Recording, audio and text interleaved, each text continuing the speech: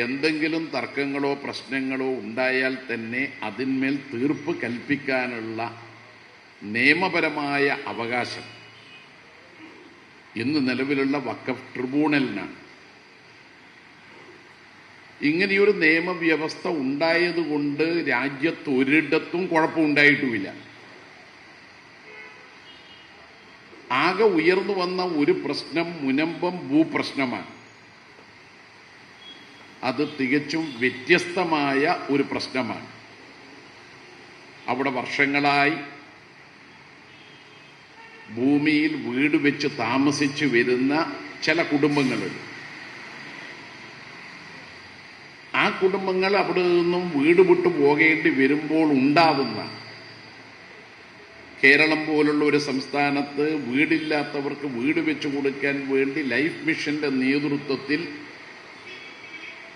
സമ്പൂർണ്ണ ഭവന പദ്ധതി നടപ്പാക്കിക്കൊണ്ടിരിക്കുന്ന ഒരു നാട്ടിൽ നിലവിലുള്ള വീടും നഷ്ടപ്പെടുമ്പോൾ ഉണ്ടാവുന്ന ഒരു സാമൂഹ്യ പ്രശ്നമാണ്.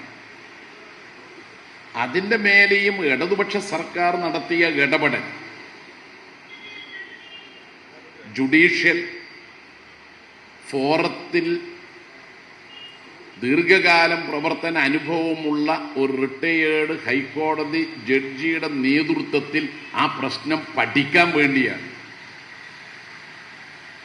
LDF സർക്കാർ കൈക്കൊണ്ട തീരുമാനത്തെ ചിലർ ചോദ്യം ചെയ്തു. ചോദ്യം ചെയ്തപ്പോൾ ഹൈക്കോടതി പറഞ്ഞു അതിലൊരു തെറ്റുമില്ല. എന്തു ചെയ്യണമെന്നുള്ള തീരുമാനം എടുത്തിട്ടല്ല LDF സർക്കാർ നിൽക്കുന്നത്.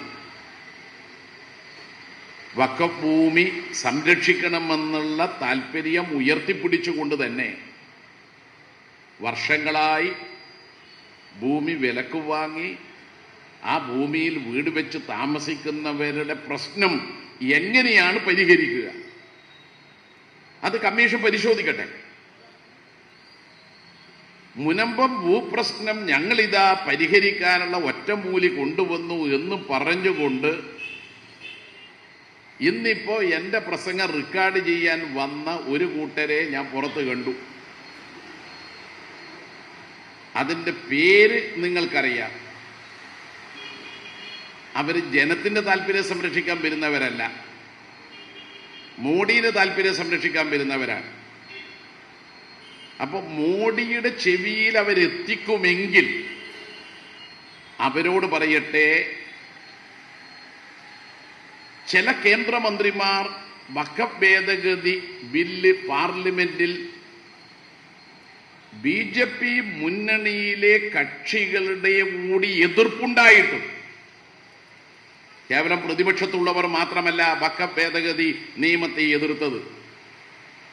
ഇടതുപക്ഷത്തിന്റെ നിലപാട് പ്രഖ്യാപിതമാണ്. ന്യൂനപക്ഷ വേട്ടക്കുള്ള ഒരു ഉപകരണമാണ് വഖഫ് ഭേദഗതി ബില്ല് BJP സർക്കാർ കൊണ്ടുവന്നത്. ഗുജറാത്തിൽ UPയിൽ മുസ്ലിങ്ങളെ കൊന്നൊടുക്കിയും മധ്യപ്രദേശിൽ ഒഡീഷയിൽ ക്രിസ്ത്യാനികളെ വേട്ടയാടിയും UPയിൽ ദളിതനെ കൊലപ്പെടുത്തിയിട്ട് കത്തിക്കുകയും ചെയ്യുന്ന മുസ്ലിം ക്രിസ്ത്യൻ ദളിത് വേട്ടക്ക് നേതൃത്വം കൊടുക്കുന്നവർ വഖഫ് ഭേദഗതി നിയമം കൊണ്ടുവന്നത് യഥാർത്ഥത്തിൽ ന്യൂനപക്ഷ വേട്ടക്കാണ്, മുസ്ലിം വേട്ടക്കാണ്. അതിലെ ചില വ്യവസ്ഥകൾ പരിശോധിച്ചാൽ മതി. ഒന്ന്, വഖഫ് ബോർഡിൽ, വഖഫ് കൗൺസിൽ, അതിലെല്ലാം തന്നെ മുസ്ലിങ്ങളല്ലാത്ത ആളുകളെ നോമിനേറ്റ് ചെയ്യാൻ സർക്കാരിന് അധികാരം നൽകുന്നു.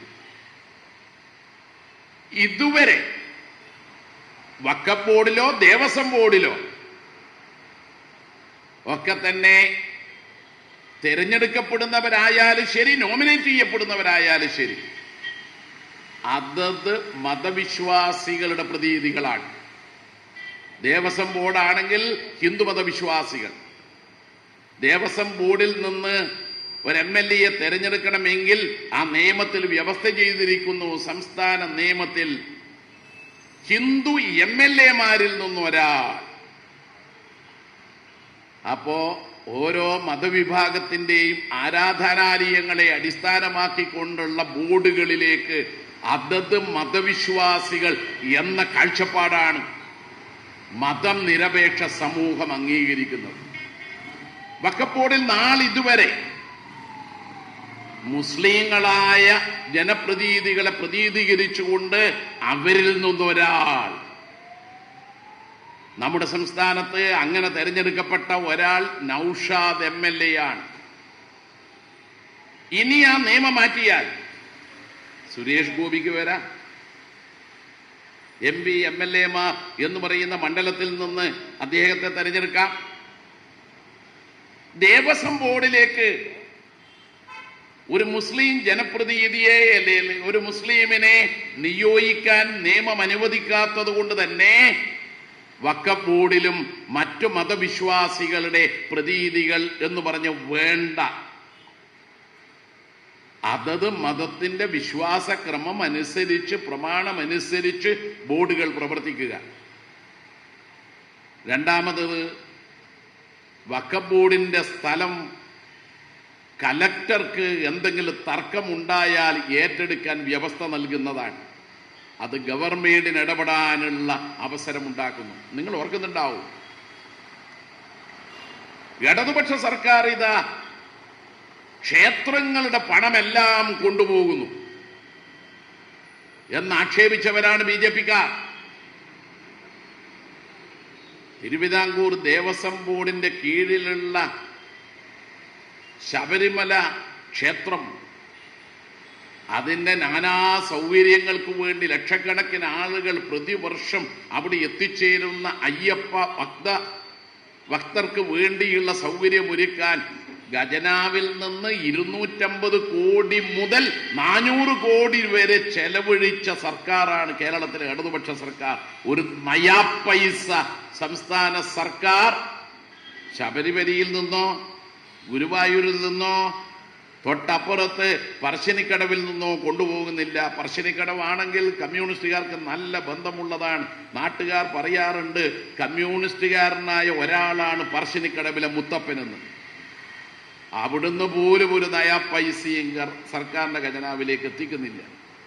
വഖഫ് സ്വത്തുകളും സർക്കാരിന്റെ ഖജനാവിൽ എത്തുന്നില്ല.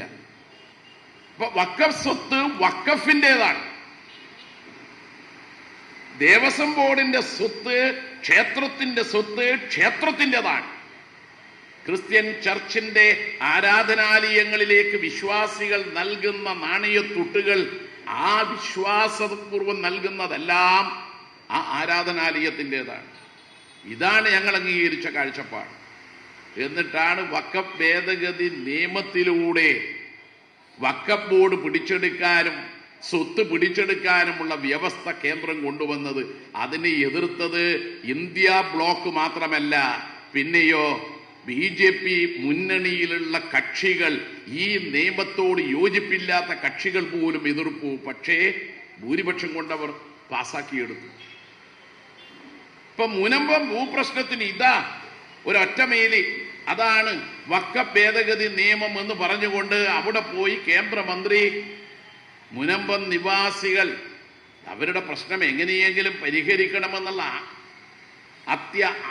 അത്യഗാധമായ ആശങ്കയിൽ നിന്ന് ഇവരവിടെ എത്തിയപ്പോൾ ഷാണഴിച്ചു, മാലയിട്ടു, എല്ലാം സ്വീകരിച്ചു. അവര് പറഞ്ഞു, നിങ്ങൾക്ക് വേണ്ടിയാണ് ഞങ്ങൾ വഖഫ് ഭേദഗതി നിയമം കൊണ്ടുവന്നത്. ഒരു ചോദ്യം ചോദിച്ചതിന് ഉത്തരം കിട്ടിയില്ല. ഏതെങ്കിലും ഒരു നിയമത്തിന് മുൻകാല പ്രാബല്യമുണ്ടോ? വഖഫ് ഭേദഗതി നിയമം മുനമ്പം പ്രശ്നം പരിഹരിക്കാനാണെങ്കിൽ ഈ മുനമ്പത്തെ പ്രശ്നം എന്താ? എത്രയോ വർഷങ്ങൾക്ക് മുമ്പ് അവിടെ വീട് വെച്ച് താമസിക്കുന്നവരാണ്. അപ്പൊ മുൻകാല പ്രാബല്യം കൊടുക്കണ്ടേ? മുൻകാല പ്രാബല്യമുണ്ടോ? ഉത്തരം ഇതുവരെയില്ല. പക്ഷേ കേന്ദ്ര നിയമമന്ത്രി, ഈ ബില്ല് പാർലമെന്റിൽ അവതരിപ്പിച്ച മന്ത്രി, BJPയുടെ നേതാവ് കേരളത്തിൽ വന്നിട്ട് പരസ്യമായി പറഞ്ഞു, മുനമ്പം ഭൂപ്രശ്നം പരിഹരിക്കാൻ ഈ വഖഫ് ഭേദഗതി നിയമം കൊണ്ട് സാധിക്കില്ല. കോൺഗ്രസുകാര് BJPയെ പിന്തുണച്ച് ഇടതുപക്ഷ ഗവൺമെന്റാണ് ജുഡീഷ്യൽ കമ്മീഷനെ നിയമിച്ച് ആകെ നാണം കെട്ടത് എന്ന് പറഞ്ഞവരോട് ഞങ്ങൾ ചോദിക്കട്ടെ, ഇപ്പൊ എന്തായി? ഞങ്ങൾ പറഞ്ഞത് ശരിയായില്ലേ? ഞങ്ങൾ പറഞ്ഞത് എന്താ? മുനമ്പം ഭൂപ്രശ്നം പ്രത്യേകമായി പരിശോധിക്കണം. അതിനൊറ്റമൂലിയല്ല കേന്ദ്ര ഗവൺമെന്റ് കൊണ്ടുവന്നിട്ടുള്ള വഖഫ് ഭേദഗതി നിയമം. മറിച്ച് വഖഫ് ഭേദഗതി നിയമം വഖഫ് സ്വത്ത് പിടിച്ചെടുക്കാനും വഖഫ് ബോർഡിൽ BJP-ക്കാരെ തിരികെ കയറ്റാനുമാണ്. ഇതെല്ലാവർക്കും ഇപ്പോൾ കേന്ദ്ര നിയമമന്ത്രി റിജിജു പറഞ്ഞപ്പോൾ ബോധ്യമായിട്ടുണ്ടാവണം.